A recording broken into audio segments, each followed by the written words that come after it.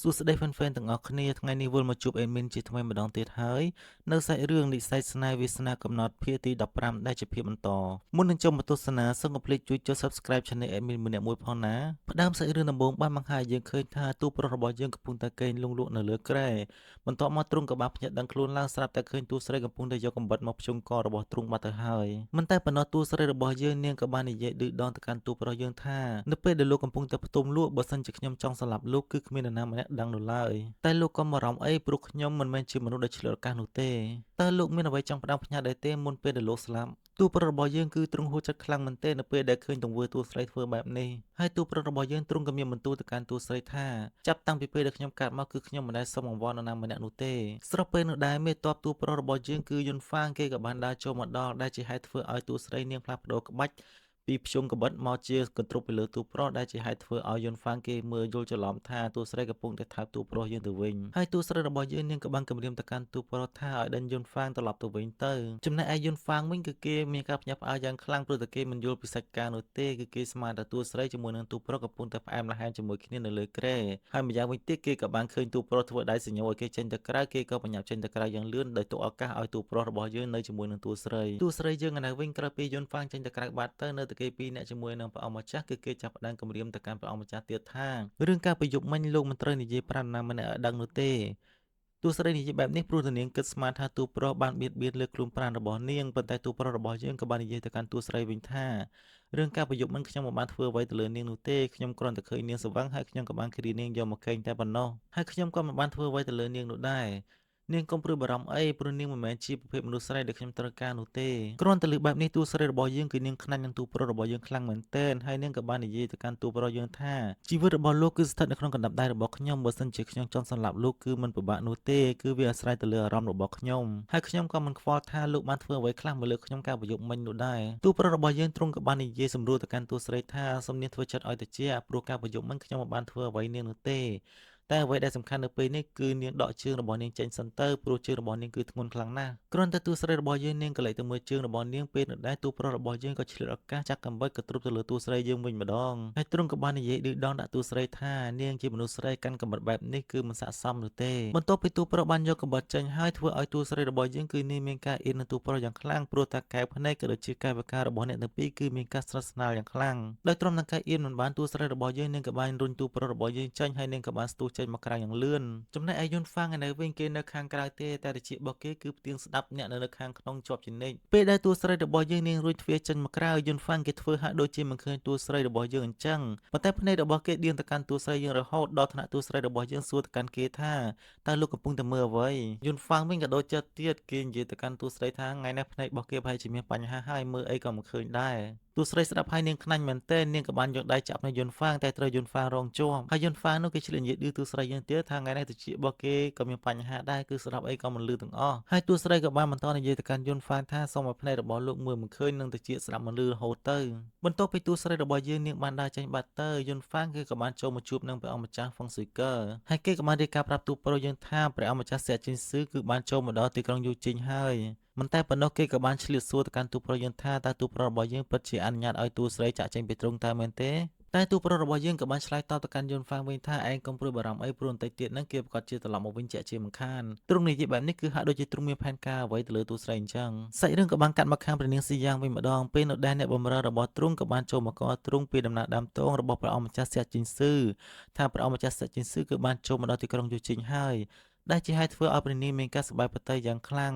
មិនតែប៉ុណ្ណោះព្រះនាងក៏បានឆ្លៀតសួរទៅកាន់អ្នកបម្រើរបស់ទ្រង់ថាតើព្រះអង្គម្ចាស់ស៊ុយកើទ្រង់មានសកម្មភាពបែបណាដែរអ្នកបម្រើក៏បានឆ្លើយតបទៅកាន់ព្រះនាងស៊ីយ៉ាងវិញថាទូប្រុសរបស់យើងគឺទ្រង់ពុំមានសកម្មភាពអ្វីនោះទេព្រះនាងស៊ីយ៉ាងស្ដាប់ហើយគឺទ្រង់មានការពិបាកបទ័យយ៉ាងខ្លាំងព្រោះតែនាងពុំគប្បីជាមួយនឹងទូប្រុសរបស់យើងស្របពេលនោះដែរព្រះបុត្រាទី2ទ្រង់ក៏បានយាងចូលមកដល់ហើយទ្រង់ក៏បានយកដើមឈើមួយដើមដើម្បីយកមកជូនព្រះនាងស៊ីយ៉ាងផងដែរហើយទ្រង់ក៏បាននិយាយទៅកាន់ព្រះនាងស៊ីយ៉ាងថានេះគឺជាអំណោយនៃការរៀបអាពាហ៍ពិពាហ៍របស់ព្រះនាងស៊ីយ៉ាង ហើយដើមឈើនេះគឺជានិមិត្តរូបនៃភាពត្រជាក់ត្រជុំសុខដុមរមនានៅក្នុងគ្រួសារដោយឃើញពីទឹកប្រតិយល្អរបស់ព្រះបុត្រាទី2ព្រះនាងស៊ីយ៉ាងគឺទ្រង់មានការសប្បាយប្រតិយយ៉ាងខ្លាំងស្របពេលនោះដែរព្រះបុត្រាទី2ក៏បានសួរទៅកាន់ព្រះនាងស៊ីយ៉ាងវិញថាតើព្រះអង្គម្ចាស់ហ្វុងស៊ូកើបានជួលដំណើរអ្វីខ្លះដល់នាងបើតាមការទូទាយរបស់ទ្រង់គឺទ្រង់គិតថាព្រះអង្គម្ចាស់ហ្វុងស៊ូកើប្រកាសជាជូនរូបចម្លាក់ដ៏មានតម្លៃមួយជូនដល់នាងជាក់ជាមិនខានព្រោះតែព្រះអង្គម្ចាស់ហ្វុងស៊ូកើគឺមានការសប្បាយខ្លាំងណាស់ជាមួយនឹងព្រះនាងស៊ីយ៉ាងនិយាយបណ្ដាព្រះបុត្រាទី2ក៏ស្វែងរកអំណោយរបស់ទូប្រុសយើងបណ្ដាប៉ុន្តែទ្រង់រកមិនឃើញនោះទេចំណែកព្រះនាងស៊ីយ៉ាងវិញនោះទ្រង់ក៏មិនបានមាត់កអ្វីប្រាប់ដល់ព្រះបុត្រាទី2នោះដែរដោយឃើញពីទឹកមុខរបស់ព្រះនាងស៊ីយ៉ាងបែបនេះព្រះបុត្រាទី2ទ្រង់ក៏យល់ថាការរៀបអភិសេករបស់ព្រះនាងស៊ីយ៉ាងគឺព្រះអង្គម្ចាស់ស៊ូកើទ្រង់មិនពេញបតីនោះទេពេលនោះដែរព្រះបុត្រាទី2ក៏បាននិយាយទៅកាន់ព្រះនាងស៊ីយ៉ាងថាអំណោយរបស់គេគឺមិនអាចជូនទៅដល់ព្រះនាងស៊ីយ៉ាងនោះទេព្រោះតែទូប្រុសរបស់យើងមិនបានជូនអំណោយអ្វីទៅដល់ព្រះនាងស៊ីយ៉ាងដូច្នេះគេក៏មិនអាចជូនអំណោយទៅឲ្យព្រះនាងស៊ីយ៉ាងបាននោះដែរចំណែកឯព្រះនាងស៊ីយ៉ាងវិញទ្រង់ក៏មិនបានខឹងជាមួយនឹងព្រះបុត្រាទី2ក៏ដូចជាព្រះអង្គម្ចាស់ហ្វុងស៊ូកើនោះដែរហើយទ្រង់ក៏បានប្រាប់ទៅកាន់ព្រះបុត្រាទី2ថាកុំឲ្យព្រួយបតីអីហើយព្រះនាងនឹងធ្វើជាមិនដឹងមិនលឺចំពោះរឿងរ៉ាវដែលកើតមាននៅថ្ងៃនេះផងដែរក្រោយពីព្រះបុត្រាទី2បានយកដើមឈើរបស់ទ្រង់ត្រឡប់ទៅវិញព្រះនាងស៊ីយ៉ាងគឺទ្រង់ពិតជាតានតឹងក្នុងបតីយ៉ាងខ្លាំងតែទោះបីជាយ៉ាងណាក៏ដោយព្រះនាងស៊ីយ៉ាងត្រូវតែធ្វើចិត្តឲ្យបានព្រោះនេះគឺជាផ្លូវដែលព្រះនាងជាអ្នកជ្រើសរើសដល់ខ្លួនឯងសេចក្តីជាបន្តក៏កាត់ទៅខាងនៃគ្រូពេទ្យលីងវិញម្ដងពេលនោះដែរនៃគ្រូពេទ្យលីងគឺនាងបំរុងនឹងចេញទៅក្រៅប៉ុន្តែត្រូវបានទាហានរបស់ទូប្រុសហាមឃាត់មិនឲ្យនាងចេញទៅក្រៅនោះទេស្របពេលនោះដែរតួស្រីរបស់យើងនាងក៏បានដើរម្ដងហើយនាងក៏បានសួរទៅកាន់នៃគ្រូពេទ្យលីងថាតើមានរឿងអ្វីពេលនោះដែរគ្រូពេទ្យលីងក៏បានរៀបរាប់ពីហេតុការណ៍ប្រាប់ទៅកាន់តួស្រីយើងថាក្រោយពេលដែលនាងបាននៅក្មេងៗឡើងរទេះពេលនោះដែរទាហានទាំងនោះគឺគេបានឡើងពរទេសរបស់នាងគឺមិនឲ្យនាងធ្វើដំណើរចេញទៅក្រៅនោះទេគ្រាន់តែឮបែបនេះតួស្រីរបស់យើងនាងក៏កាត់យល់ថានេះគឺជាទង្វើរបស់តួប្រុសរបស់យើងជាក់ជាមិនខានដែលហេតុបញ្ជាឲ្យទាហានទាំងនោះឡើងពរទេសរបស់អ្នកគ្រូពេទ្យលីងមិនតែប៉ុណ្ណោះតួស្រីរបស់យើងនាងក៏បានដើរចូលទៅក្នុងសំណាក់ដើម្បីជួបជាមួយតួប្រុសរបស់យើងផងដែរគ្រាន់តែបានឃើញតួប្រុសរបស់យើងភ្លាមតួស្រីរបស់យើងនាងក៏បានសួរទៅកាន់តួប្រុសថាហេតុអ្វីបានជាលោកធ្វើបែបនេះចំណែកឯតួប្រុសយើងវិញគឺទ្រង់ធ្វើដូចជាមិនដឹងរឿងអ្វីទាំងអស់ហើយទ្រង់ក៏បាននិយាយទៅកាន់តួស្រីថាខ្ញុំមិនចូលចិត្តនរណាម្នាក់ឲ្យមករំខានខ្ញុំនៅពេលដែលខ្ញុំសាយអាហារនោះទេប៉ុន្តែតួស្រីនៅតែជជែកសួរទៅកាន់តួប្រុសថាហេតុអ្វីបានជាលោកខំខាននៅគ្រូពេទ្យលីងក៏ដូចជាក្មេងៗមិនឲ្យចេញពីដំណាក់របស់លោកអញ្ចឹងលោកធ្វើបែបនេះហាក់ដូចជាពួកគេជាអ្នកទោសរបស់លោកអញ្ចឹងប៉ុន្តែទូប្រុសរបស់យើងទ្រង់បែរជានិយាយបង្រៀងដានទៅវិញដែលជាហេតុធ្វើឲ្យតួស្រីរបស់យើងនាងខឹងយ៉ាងខ្លាំងទោះបីជាទូប្រុសដឹងថាតួស្រីរបស់យើងកំពុងតែខឹងនឹងទ្រង់ក៏ដោយក៏ទ្រង់ធ្វើដូចជាមិនដឹងអ្វីទាំងអស់ចំណែកឯតួស្រីពេលដែលឃើញសកម្មភាពទូប្រុសបែបនេះគឺនាងរត់ទៅខ្នាញ់កាន់តែខ្លាំងហើយនាងបំបានឲ្យទូប្រុសរបស់យើងញ៉ាំអាហារនោះទេគឺនាងព្យាយាមលើកម្ហូបពីមួយមុខទៅមួយមុខចេញពីមុខទូប្រុសរបស់យើងផងដែរមិនតែប៉ុណ្ណោះតួស្រីរបស់យើងក៏បានស្ដីបន្ទោសឲ្យទូប្រុសរបស់យើងយ៉ាងខ្លាំងថាទ្រង់គឺជាមនុស្សដែលមិនគោរពពាក្យសន្យានោះទេទូប្រុសរបស់យើងក៏បានឆ្លើយតបទៅកាន់តួស្រីថាទ្រង់ធ្វើបែបនេះគឺដើម្បីការពារសុវត្ថិភាពរបស់ពួកគេតែប៉ុណ្ណោះហេតុអ្វីបានជានាងមិនយល់ពីបំណងល្អរបស់ទ្រង់ទៅវិ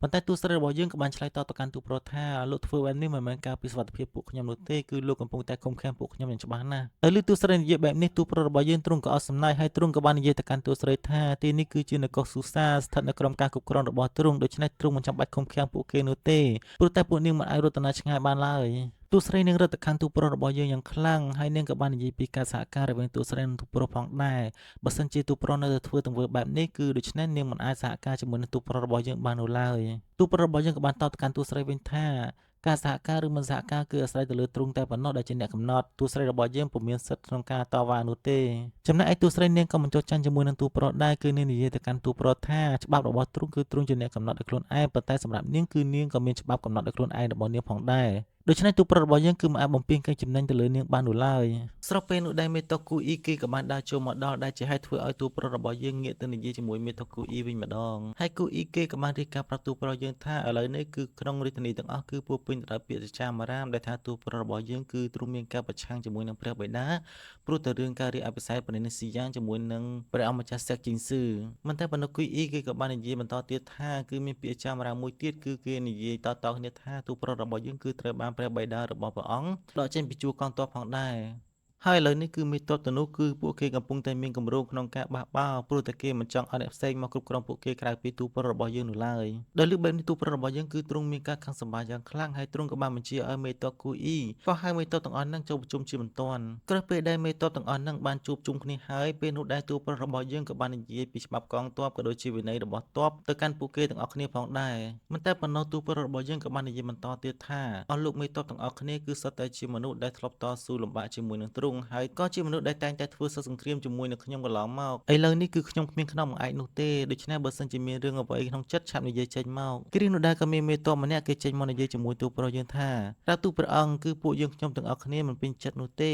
ដែលនគរស៊ូសារបស់យើងលើកប្រនាងឲ្យទៅរៀបអភិសេកជាមួយនឹងនគរជីងសៀវដែលជានគរសត្រូវរបស់យើងព្រោះការរៀបអភិសេកនេះគឺហាក់ដូចជាប្រមាថដល់ពួកយើងខ្លាំងណាស់ពួកទូបង្គំទាំងអស់គ្នាសុខចិត្តស៊ូស្លាប់បង្ហូរឈាមក៏មិនចុះញោមជាមួយនឹងនគរជីងសៀវដែរក្រាទូលពេលនោះដែរមេតបគូអ៊ីក៏ដូចជាយុនហ្វាងគេបាននិយាយទៅកាន់មេតបទាំងអស់នោះខ្លាំងៗថាទង្វើដែលអស់លោកកំពុងតែធ្វើនេះគឺហាក់ដូចជាដាក់សម្ពាធទៅកាន់ព្រះអង្គម្ចាស់ខ្លាំងណាស់ព្រោះវាជាទង្វើមួយដែលបះបោរជាមួយនឹងព្រះរាជាតើឲ្យលោកមានដឹងទេថាព្រះអង្គទ្រង់ពិបាកបតីយ៉ាងណាហើយម្យ៉ាងវិញទៀតពួកលោកមានដែលគិតទេថាបើសិនជាយើងធ្វើបែបនេះតើសុខសុវត្ថិភាពរបស់នគរទាំងពីរតើនឹងទៅជាយ៉ាងណាភ្លាមនោះដែរទូប្រុសរបស់យើងក៏បាននិយាយទៅកាន់មេតបទាំងអស់នោះថាឥឡូវនេះគឺយើងមានរឿងពីររឿងទី1នោះគឺរឿងការធ្វើសឹកសង្គ្រាមចាញ់នៅឯភីងលីងព្រោះវាជាកំហុសរបស់យើងហើយរឿងមួយទៀតនោះគឺយើងបានយល់ស្របទៅតាមបតីរបស់ព្រះបិតាហើយដែលព្រមឲ្យព្រះនាងស៊ីយ៉ាងរៀបអភិសេកជាមួយនឹងព្រះអង្គម្ចាស់សៀកគីងស៊ឺមិនតែប៉ុណ្ណោះទូប្រុសរបស់យើងទ្រង់ក៏បាននិយាយលើកទឹកចិត្តដល់មេតបទាំងអស់នោះថាបើទោះបីជាពេលនេះព្រះបិតាមិនទាន់បានដកសិទ្ធិកាន់កងទ័ពរបស់យើងក៏ដោយហើយយើងក៏មិនខ្វល់ថាអ្នកណាដែលបង្កើតពាក្យចាំរាមថាយើងមានគំនិតចង់បះបោរជាមួយព្រះបិតាក៏យើងមិនខ្វល់ដែរអ្វីដែលសំខាន់នោះសត្រូវរបស់យើងគឺមិនមែនជាប្រជារាស្ត្រនោះទេឲ្យតែប្រជារាស្ត្រមានសេចក្តីសុខហើយព្រះនគរមានសុខសុវត្ថិភាពទៅគឺគ្រប់គ្រាន់ហើយក្រោយពេលឮទូប្រុសរបស់យើងមានព្រះបន្ទូលបែបនេះមេទ័ពទាំងអស់នោះពួកគេក៏ស្ងប់ចិត្តទៅហើយពួកគេក៏បានយកបេទឹកបតីរបស់ទូប្រុសរបស់យើងផងដែរសាច់រឿងក៏បានកាត់ស្លេះត្រឹមហ្នឹងដូច្នេះសូមចាំតាមដានទស្សនាជាមួយអេមីននៅភាគក្រោយបន្តទៀតណាសូមកុំភ្លេចជួយចុច Subscribe Channel អេមីនម្នាក់មួយផងដើម្បីងាយស្រួលក្នុងការទស្សនានៅភាគបន្តសូមអរគុណសូមជម្រាបលា